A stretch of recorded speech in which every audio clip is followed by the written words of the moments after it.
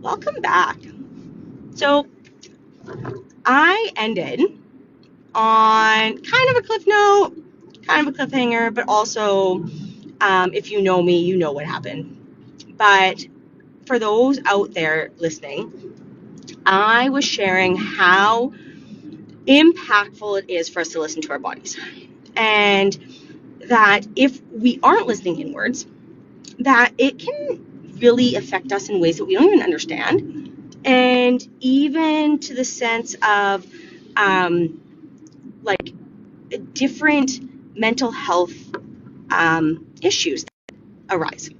Because a lot of those have come about because we keep pushing, because we keep living in that dysregulated chaos. And it's not something that we chose. It's not like, yes, this is what I wanted to do.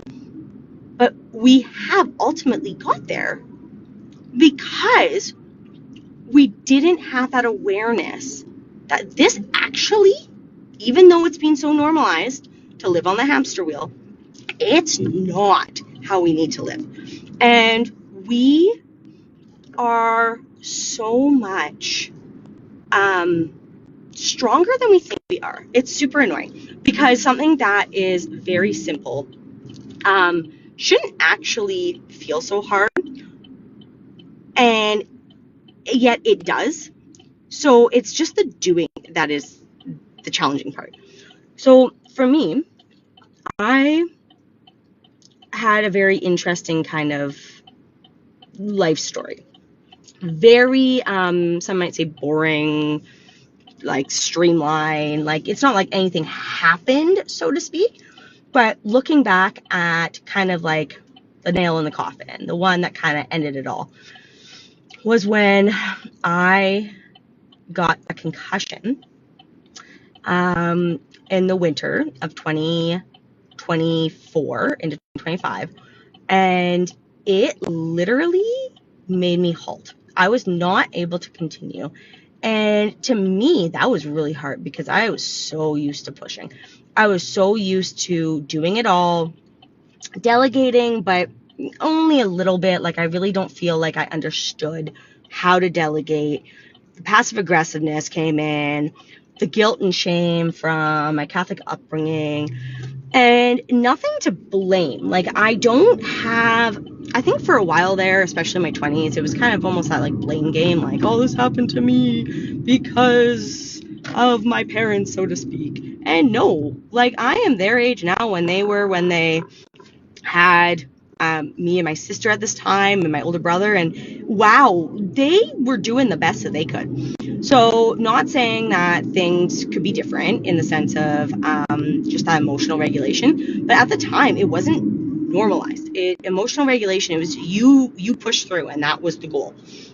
So for me, I was like, well, I guess this is the script I need to follow. And pivoting wasn't an option. It wasn't like, I really hate it when it's that like rebellious understanding, but I didn't even feel like a rebel. I just felt like uncomfortable. It felt weird to change what I've followed for so long. I followed the script, so outside of the script felt very strange, even though I wanted so desperately to go outside of the script. And for me, I think the biggest thing is understanding that life is our choice ultimately, and that we can make the choices for certain things. It doesn't mean that we can control everything, and understanding that will impact you in more ways than you can ever imagine, because a lot of the times we are trying to control outcomes that we have no control over. So realizing that when you are in a fight or flight situation, and say, I don't know how many of you can relate to this. So say you get in the door and you just picked up your kids from daycare, from school, from after school care, from wherever. And you pick them up. It either can be chaos, which sometimes it is, or it's you've gotten them in the car, everything's been good, you've been able to come back home, and then you open the door and it's just, their emotions are just like, I'm here. and they're losing their marbles over who knows what.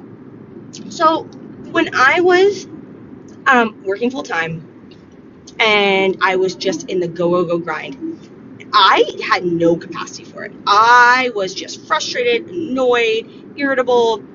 Raising my voice was kind of the norm. And to have any capacity to be like, it's okay, I know you've had a rough day, I just didn't have, because I didn't even have it for myself. So when people say, like, you need to take time for yourself, it's because if your, like, oxygen mask isn't on first, you cannot help anyone. You do not have the capacity to help anyone. So for me, I look back and I'm like, wow. So really, my oxygen mask wasn't on. I couldn't even reach for my kids' oxygen masks. Yet I was looking great on paper. I was doing what I needed to do. Everything was fine on the outside, but inside, literal, like no breath. Like I didn't have it. So I think the big thing right now is just understanding how important it is to acknowledge honestly where you're at. Because now, after having that awareness, after putting into action my rhythm method, something that I created and I didn't even realize the impact it had until only recently. And understanding that by doing that, now I pick up my kids from daycare. If they have a moment, or like we're getting in the house and they have this emotional, dysregulated, like, entrance, I now have the capacity to be like, okay. And again, let me reframe that. It's not every single day that I have the capacity. So it definitely ebbs and flows. We're only human. But I have way more now. I have that understanding to be like, okay, I need to take a breath. I can, if I can, I want to model for my kids.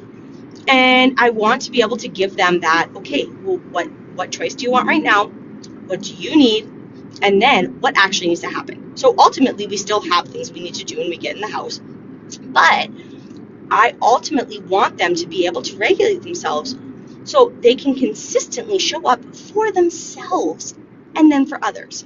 And so, as a mama, as a woman out there, you don't even need to have kids at home. If you can't even show up for yourself because you're putting everyone else in your life first, your oxygen mask cannot be reached. You are not able to reach the oxygen mask. So number one is that awareness piece.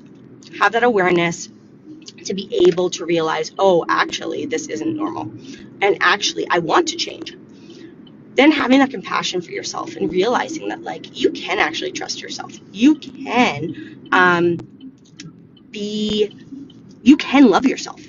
And how impactful that actually is. And how much it will change your life, literally. And ultimately having that, so the awareness, and then changing that that compassion piece to that self-love, like that first over anything, will ultimately help you way more than you could ever imagine. So try that out in just that awareness piece. So I just want you, if you can, just stop for one moment and just put your hand on your heart, your chest, and deep inhale through your nose, and then let it all out through your mouth. And I just want you to sit here and just see, how does this feel for you now? What is your body telling you in this exact moment? And feel what it's saying, because it is actually telling you so much, and we really need to listen to it.